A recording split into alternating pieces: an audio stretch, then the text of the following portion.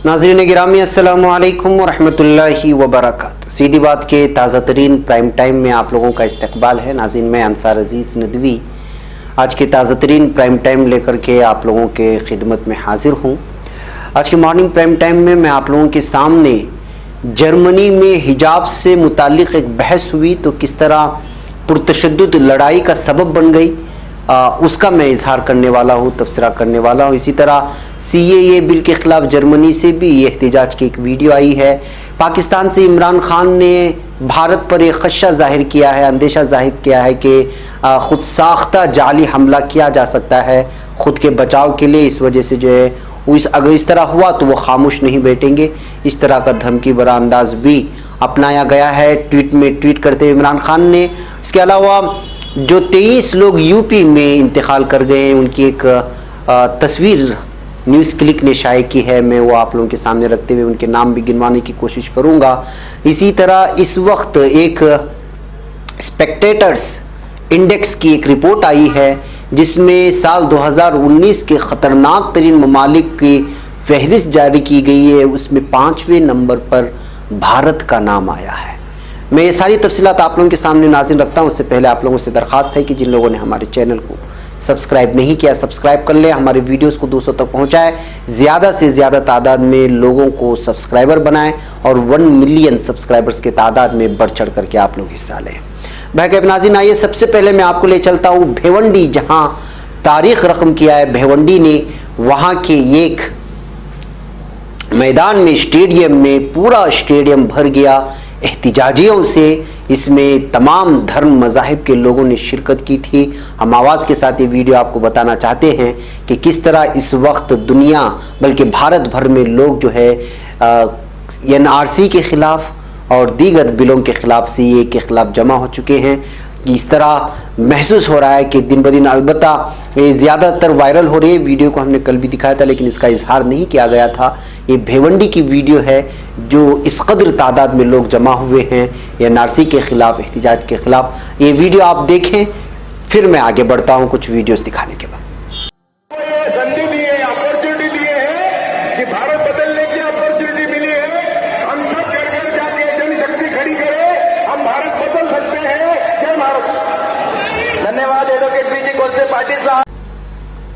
नाज़रीन आइए अब हम चलते हैं जर्मनी को, जहाँ पर जो है CAA के ख़िलाफ़ एक मरतबा फिर वहाँ लोग जमा हुए हैं और लगातार एहतिजाज कर रहे हैं। यहाँ पर केरला की ज़बान में स्लोगन्स आप आवाज़ के साथ सुन सकते हैं। सुने, दूसरों को भी पहुँचाने की कोशिश करें। ये ताज़ा वीडियो जो जर्मनी से आई हुई है।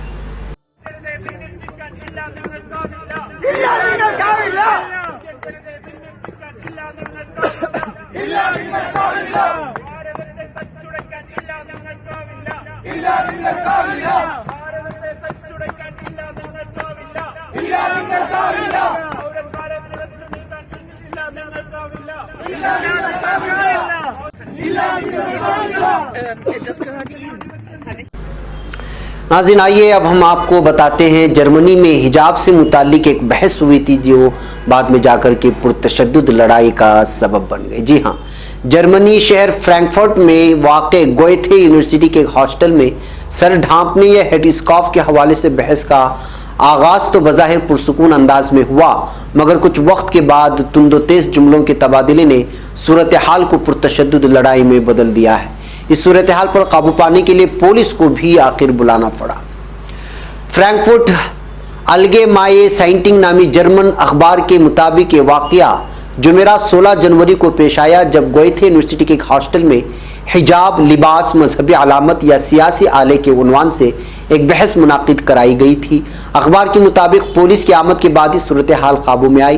पुलिस के एक तर्जुमान ने एक जर्मन अखबार बिल्ड को बताया कि हुक्काम ने मुतादिद अफराद के खिलाफ दूसरों को पुरतशद्दुद के इल्ज़ाम के तहत एक दूसरे के खिलाफ पुरतशद्दुद होने के इल्ज़ाम के तहत कार्रवाई शुरू की है।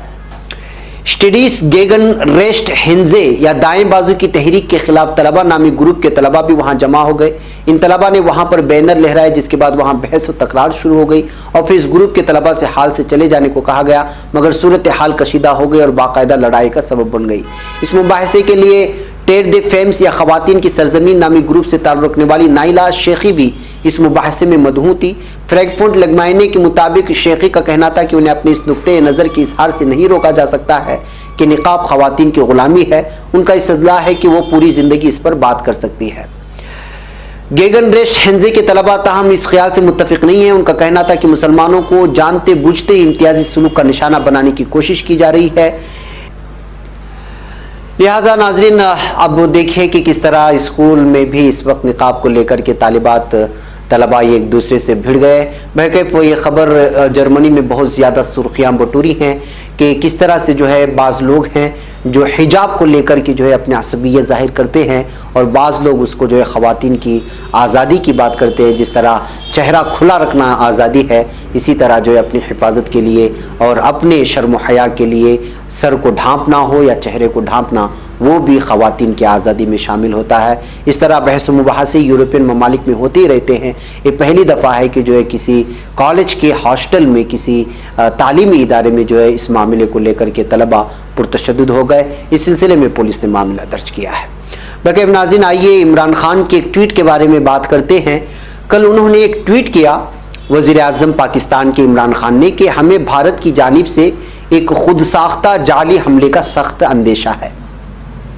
وزیر اعظم عمران خان نے ٹویٹر سے جاری کردہ بیان میں کہا کہ لائن آف کنٹرول کی دوسری طرف نہتے شہریوں پر بھارتی فوج کے مظالم معمول بنتے جا رہے ہیں اور ان مظالم کی شدت میں ہر گزرتے دن کے ساتھ اضافہ ہو رہا ہے۔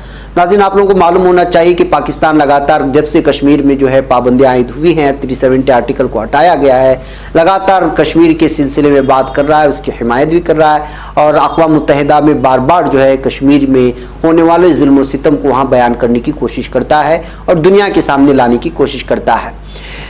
اب ان کا بیان ایسے موقع پر جبکہ پورے ہندوستان میں الگ الگ قسم کے احتجاجات چل رہے ہیں سی اے کو لے کر کے، اور کشمیر میں اس وقت جو ہے بی جے پی نے صاف کہہ دیا ہے، بلکہ اپنے 36 اراکین پارلیمنٹ سے کہا ہے کہ وہ کشمیر جائیں اور وہاں پہ حالات کو سازگار بنانے کی کوشش کریں۔ اس بیچ عمران خان کا اس طرح کا ٹویٹ بڑا معنی خیز لگ رہا ہے اور اکثر اخبارات میں اس کی سرخیاں لے رہی ہیں۔ ان کا ماننا ہے کہ ان حملوں کے پیش نظر سلامتی کونسل کے لیے ضروری ہے، یعنی ان کا ماننا ہے کہ بھارتی فوج کے مظالم معمول بنتے جا رہے ہیں وہاں پر جہاں پر جو ہے لائن آف کنٹرول ہے، ایک دوسرے پر جو ہے حملے ہونے کی باتیں انہوں نے الزامات لگائے ہیں۔ ان حملوں کے پیش نظر انہوں نے سلامتی کونسل سے درخواست کی ہے کہ وہ عسکری مبصر مشن کی فی الفور جموں کشمیر میں واپسی کے لیے بھارت پر دباؤ ڈالے۔ وزیر اعظم عمران خان نے یہ بھی کہا کہ میں بھارت کے ساتھ ساتھ عالمی برادری پر بھی واضح کر دینا چاہتا ہوں کہ اگر بھارت نے لائن آف کنٹرول کے اس پار عسکری حملوں میں نہتے شہریوں کے بہیمانہ قتل کا سلسلہ بند نہ کیا تو پاکستان کے لیے سرحد پر خاموش تماشائی بن کر بیٹھے رہنا مشکل ہو جائے گا۔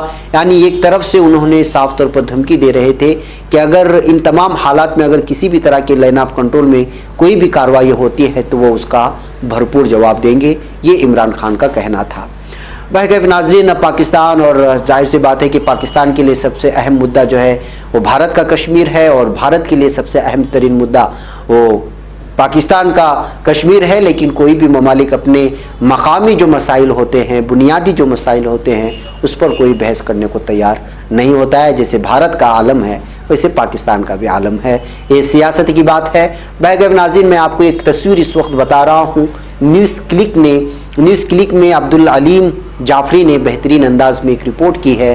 یہ وہ تصاویر ہیں جو یو پی میں جن لوگوں 23 نوجوان جن کو پولیس کے ذریعے سے مار دیا گیا، فائرنگ کے ذریعے سے جن کی شہادت ہوئی، سی اے اے اور این آر سی بل کے خلاف احتجاج کرتے ہوئے، جس کو جو ہے پولیسوں کی جانب سے قتل کیے جانے کی بھی بات کی جا سکتی ہے۔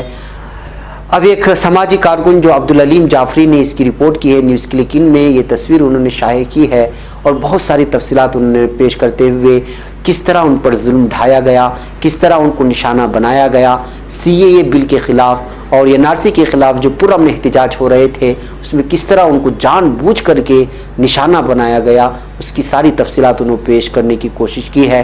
یہاں پر انہوں نے تفصیلات پیش کرتے ہوئے ایک چارٹ بھی پیش کی ہے کہ کس طرح سے سب کا تعلق جو ہے مزدوری سے ہے، ہر کوئی مزدور طبقے سے تعلق رکھتا تھا، ان کو جو ہے پولیس نے نشانہ بنایا۔ میں آپ کو کچھ ناموں کے ذریعے سے تذکرہ کر کے سناؤں گا۔ محمد آصف یہ ای رکشہ ڈرائیور تھا، اس کو جو ہے سینے پر گولی چلائی گئی۔ علیم انصاری جس کی عمر 24 بتائی گئی ہے، یہ روٹی بیکر ہے، یعنی کہ روٹی بناتا ہے، اور اس کو بھی جو ہے سر پر نشانہ بنایا گیا۔ ظہیر احمد جس کی عمر 45 بتائی گئی ہے، یہ بھی جو ہے روزانہ کا مزدوری کرتا ہے، مزدور ہے، اس کو سر پر نشانہ بنایا گیا۔ آصف جس کی عمر 33 بتائی گئی ہے، یہ راستے کے کنارے کچھ اشیاء بیچنے والا شخص ہے، مزدوری کرتا ہے، اس کو بھی جو ہے پیٹھ کے پیچھے سے اس کو نشانہ بنایا گیا۔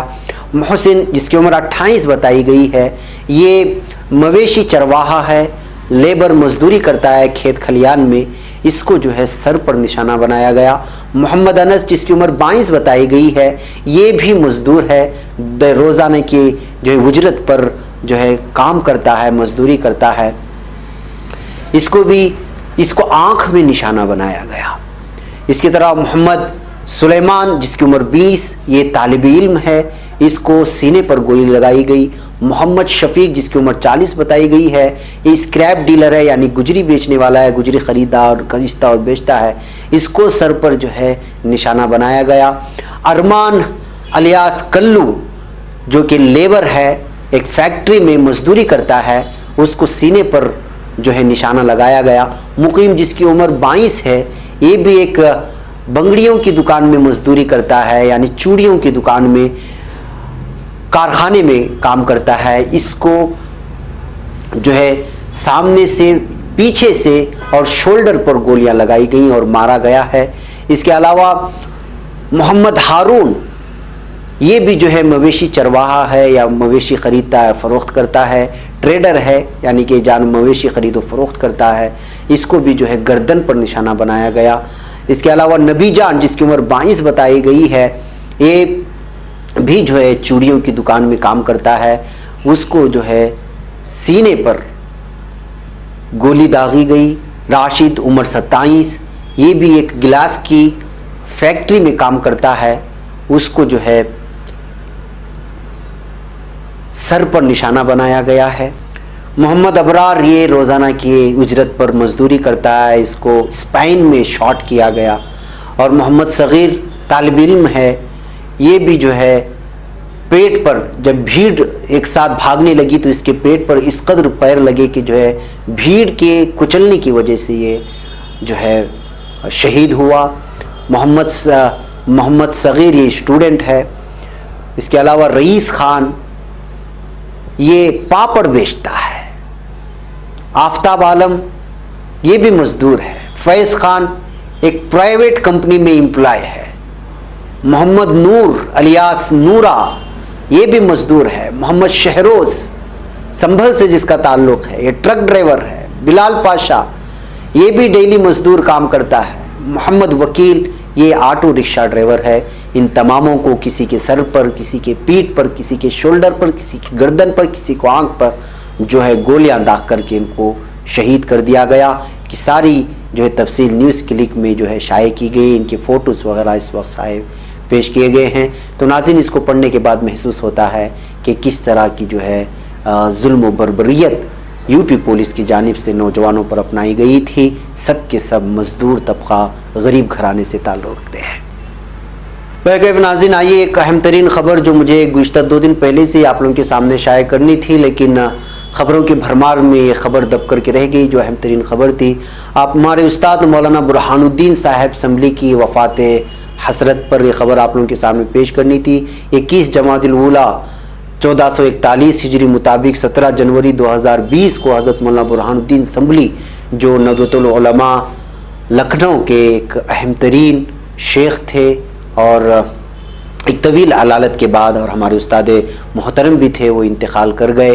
اور ان کے انتقال پر جو ہے بہت سارے احباب نے اپنی جو ہے بہت سارے تعزیت نامے پیش کیے ہیں۔ اس میں سب سے اہم ترین مولانا تعزیت پیش کرتے ہوئے حضرت مولانا سلمان حسینی ندوی دامت برکاتہم نے بھی ان کے سلسلے میں بہت ہی اچھا تعزیت نامہ پیش کیا ہے. ان کی اسی تحریر کو میں اگر آپ لوگوں کے سامنے پیش کروں گا تو مولانا برہان الدین صاحب اسمبلی کی پوری شخصیت سامنے آ جائے گی. مولانا اپنے تعزیت نامے میں ایک جگہ لکھتے ہیں، مولانا کی وفات سے ایک دور ختم ہو گیا. مولانا دور قدیم اور دور جدید کا ایک خوبصورت سنگم تھے. مولانا نے دیوبند میں علوم حدیث و فقہ و اصول وغیرہ میں دستگاہ حاصل کی تو زندگی کے علمی میدانوں، درس و خطابت، تصنیف و تالیف اور عالمی اسفار اور حالات سے گہری واقفیت کی بنیاد پر عصری آگہی اور بصیرت بھی بھرپور طور پر انہیں میسر آئی تھی. مولانا اشرف علی تھانوی، مولانا شبیر احمد عثمانی اور مولانا حسین احمد مدنی اور مولانا قاری طیب صاحب رحمۃ اللہ علیہم جمیعہ اور ان کے علاوہ دیگر حضرات اساتذہ کی جھلکیاں اپنے اندر رکھتے تھے. مولانا فرماتے ہیں کہ میں نے علوم شرعیہ میں خاص توازن کے ساتھ یکساں کمال دیکھا. علمی رسوخ کے ساتھ مولانا کی زبان و بیان میں ادب کی چاشنی اور تفہیم کی ایسی دلکش قدرت تھی کہ طالب علم اور کسی بھی سامع کے چشم و گوش کو ایسی کیفیت جذب و انجذاب سے اپنی طرف متوجہ رکھتے تھے کہ معلومات کے متناسب تسلسل کے ساتھ لذت کام و دہن سے بھی سامع شاد کام ہوتا تھا. کئی سال پہلے مولانا پر فالج کا حملہ ہوا تھا، لیکن ان کی ہمت بلند نے فالج کو شکست دے رکھی تھی. پابندی سے ہزاروں زحمتوں کے باوجود درس بھی دیتے تھے اور کانفرنسوں، سیمیناروں اور جلسوں میں شرکت کے لیے ہمہ وقت تیار رہتے اور دور دراز کے سفر کرتے اور خطاب فرماتے تھے. یہ ان کی کرامت تھی. بہرکیف ناظرین، مولانا مرحوم کو کل نماز جنازے کے بعد ان کی تدفین عمل میں آئی. ہم اس وقت دعا گو ہیں کہ مولانا کو اللہ اپنے جوار رحمت ملے اور کروٹ کروٹ جنت نصیب کرے.